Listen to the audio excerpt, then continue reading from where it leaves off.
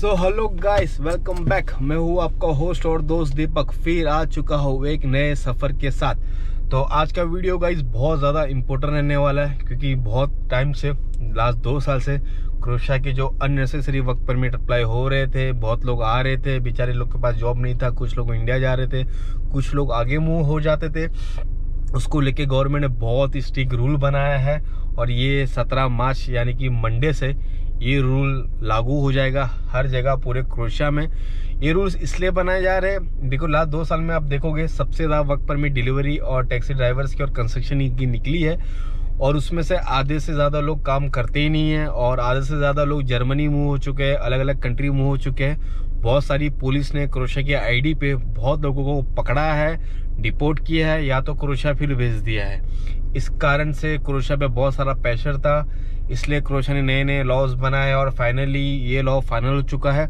आपको चाहिए तो लिंक मैं डिस्क्रिप्शन में डाल दूंगा, बहुत बड़ा आर्टिकल है जिसमें क्या क्या लॉ है, कितने रूल्स चेंज हुए हैं उसके बारे में बताया गया है। मैं आपको ऊपर का बड़ा जो बड़ी हेडलाइंस है मैं आपको बता दूंगा, क्योंकि डिटेल में बात करने जाएंगे तो वीडियो 3 से 4 घंटे का हो जाएगा। बिकॉज 70 से 80 पेज का वो आर्टिकल है पूरा।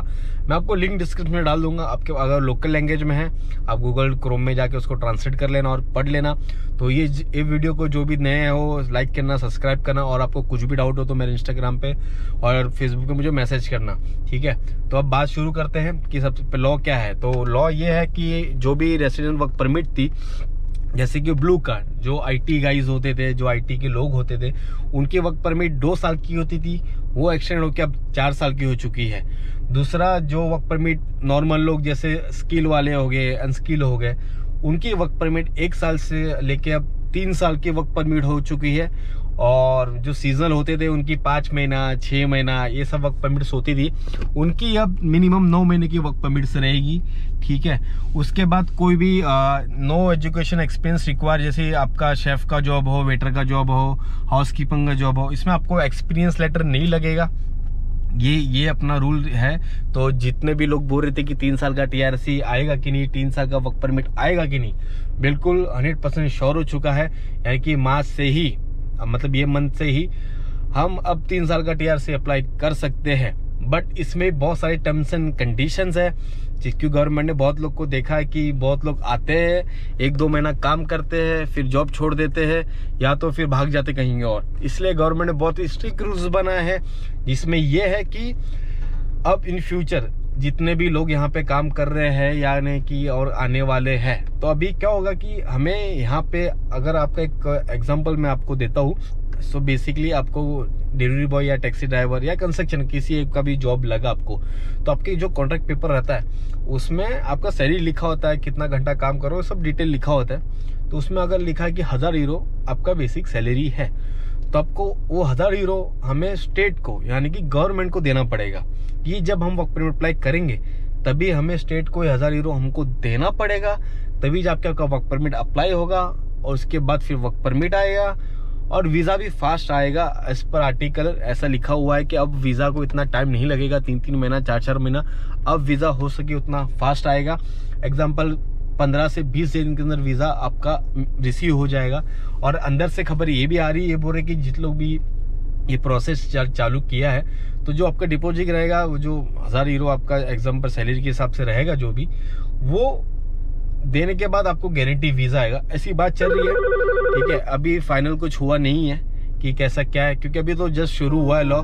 मे बी जब तक आप, 1 मिनट म्यूजिक चालू हो गया, जब तक आप में भी अप्लाई करेंगे, हम देखेंगे कैसा क्या जाता है, पूरा डिटेल्स में हम बात करेंगे इसको भी लेके।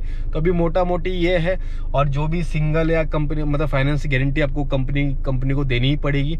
प्लस आपका रहने का जो रहेगा वो प्रॉपर एक लॉ के हिसाब से बनेगा। ऐसा नहीं कि एक रूम में 20 लोग को भर दो, 10 लोग को भर दो। तो एक लॉ बनाया गया है जिसमें 40 मीटर का जो आपका घर रहेगा उसमें 4 लोग ही रहेंगे, उससे ज़्यादा लोग नहीं रहेंगे।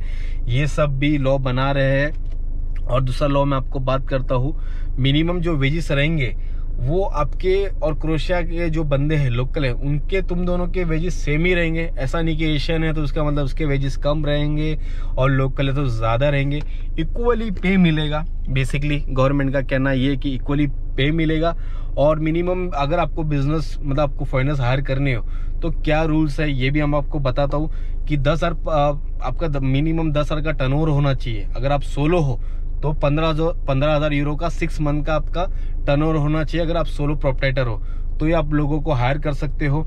और फाइन्स क्या क्या है मैं आपको ये भी बता देता हूँ। अगर आपकी कंपनी से बंदे भागते हैं और आपके पेपर सही नहीं है तो मिनिमम फाइन 5,000 से लेकर 15 से 20,000 तक यूरो का फाइन लगा पड़ा है।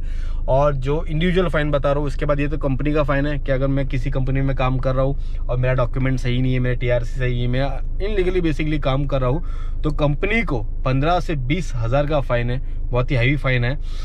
उसके बाद सोलो अगर मैं कहीं काम कर रहा हूँ, यहाँ पे मुझे पकड़ा गया कहीं विदाउट मेरे पेपर वर्क से, तो मुझे 2 से लेके 6,000 यूरो तक का फाइन है, प्लस मुझे डिपोर्ट भी कर सकते हैं। ये नया लॉ बना गया है। प्लस बाकी तो स्पेशल रूल्स है जो हमारे लागू नहीं होता। और जो डिजिटल नोमैड्स यानी कि जो डिजिटल नोमैड्स जो मतलब ऑनलाइन काम करते हैं उनके लिए भी रूल्स बहुत सारे चेंज हो चुके हैं। प्लस जो ऑनलाइन प्लेटफॉर्म्स है जैसे कि बोल्ट, वोल्ट, ग्लो, उसमें अगर आपके डॉक्यूमेंट्स ना हो तो आप काम नहीं कर सकते हो।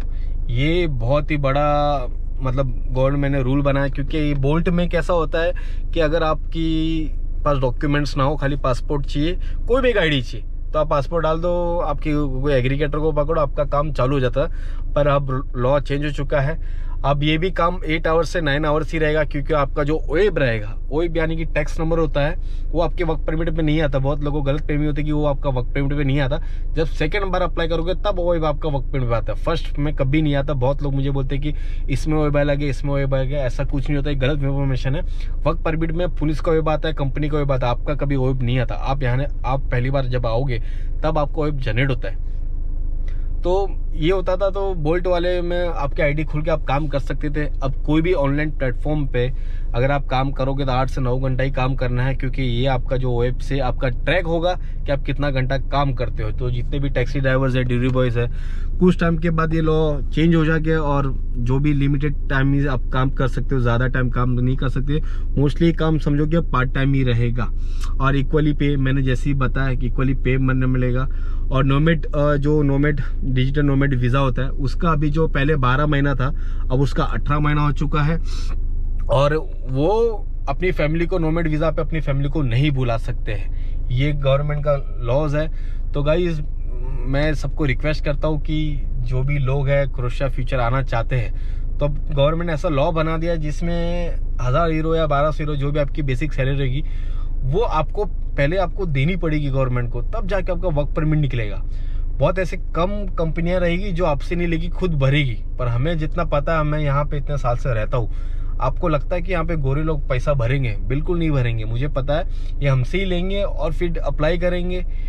तो गाइस जो भी है आप सोच समझ के काम करना, क्योंकि आजकल बहुत सारे रिजेक्शन बढ़ चुके हैं डिजिटल प्लेटफॉर्म्स के। बोल्ट, ग्लोवो जिसमें भी लोग काम करते हैं उसके भी बहुत सारे रिजेक्शन आ रहे हैं। तो स्किल वर्कर्स का डिमांड बेसिकली अब क्रोएशिया में बढ़ जाएगा। अनस्किल वाले यहाँ पे ऑलरेडी बहुत लोग हैं, तो उनका डिमांड ऑटोमेटिक कम हो जाएगा, इसलिए लॉ बनाया गया है। और ये है कि आपको 3 साल का वर्क परमिट मिलेगा, ये अच्छी बात है। पर आपका जो डिपॉजिट है वहीं पे रहेगा। अगर इस बीच आप कहीं भाग जाते हो तो कंपनी को भी फाइन है और आपको भी फाइन है।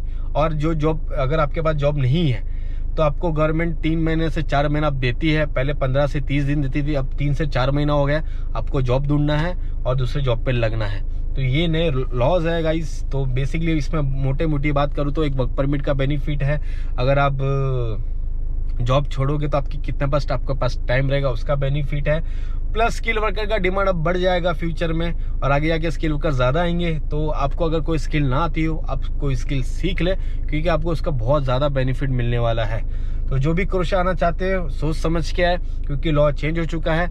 कॉन्ट्रैक्ट में जो अमाउंट है आपको वो आपको कंपनी को यानी कि हजरत को या कि गवर्नमेंट को देना पड़ेगा, तभी जाके ही आपकी वर्क परमिट्स आएगी, वीज़ा आएंगे। अभी लॉ है तो ये आई थिंक सो पहली बार ऐसा कोई कंट्री में हुआ रहेगा मेरे हिसाब से कि ऐसा हमें डिपॉजिट देना पड़ेगा गवर्नमेंट को, तभी जाके ही हमारा डॉक्यूमेंट्स या वर्क परमिट्स मिलेगी। तो देखते हैं ये प्रोसेस कितने दिन चलता है, कैसा चलता है।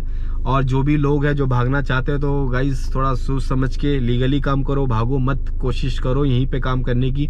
और भी कोई कंट्री जाओगे तो ज़्यादा पैसा मिलने नहीं वाला है, यही 1000-1200 ही कमाओगे। ट्राई करो यहाँ पे रह के स्किल बनाने को, अच्छा पैसा मिलेगा। तो ये वीडियो में इतना ही है। बाकी आपको कुछ भी डाउट है, आप मेरे इंस्टाग्राम पे, फेसबुक पे, हमारा टेलीग्राम पे पेज है, फेसबुक पे पेज है, आप वहाँ पे ज्वाइन हो सकते हो। जॉब की डिटेल्स आपको वहाँ पे मिलती रहेगी। और मैं मिलता हूँ नेक्स्ट वीडियो में, तब तक आप घर पर रहना, सिर्फ और दुआ में याद रखना।